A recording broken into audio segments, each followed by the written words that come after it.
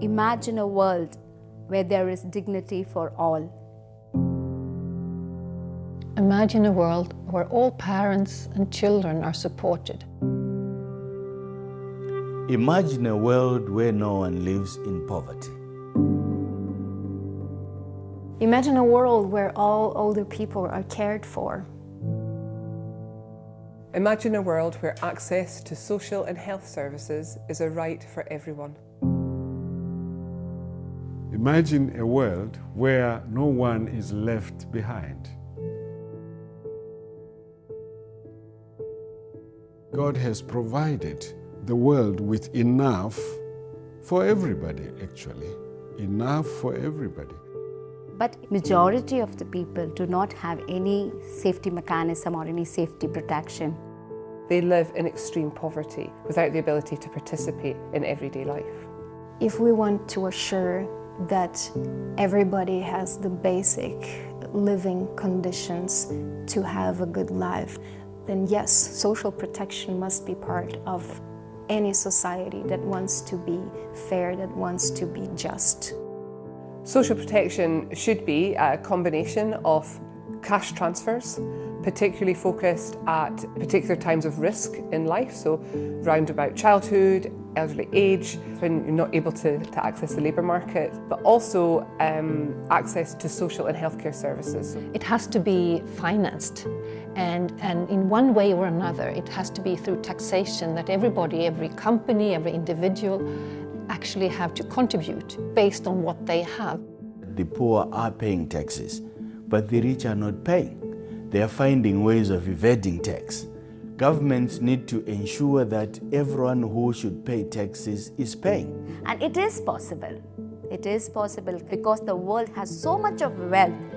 We have enough wealth for everybody's need, but not for everybody's greed. The beauty with social protection is also that when people that live in very vulnerable situations, when they get something, when they have access to better food, to education, to more security, then they will grow up and contribute themselves to society. We shouldn't see social protection as being a cost to our economies, but an investment actually in our societies and in our economies. Social protection cuts across most of the areas of development.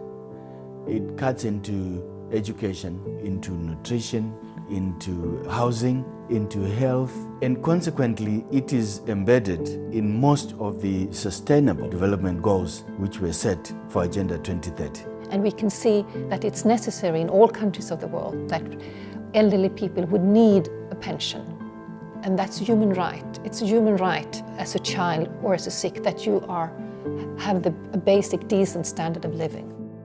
Social protection itself is a human right.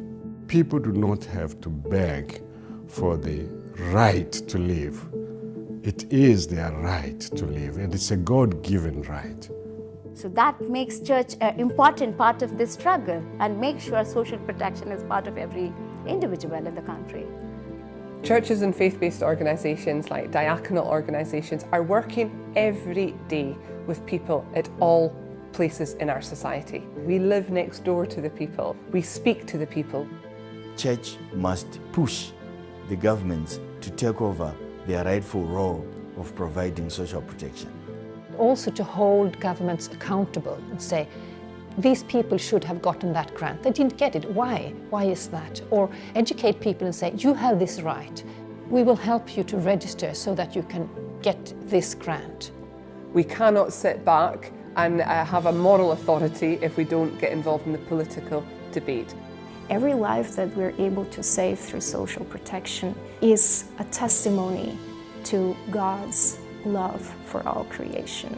Where justice flows like a river and righteousness like an everlasting stream, where everyone will have a life, a quality life, which they can enjoy.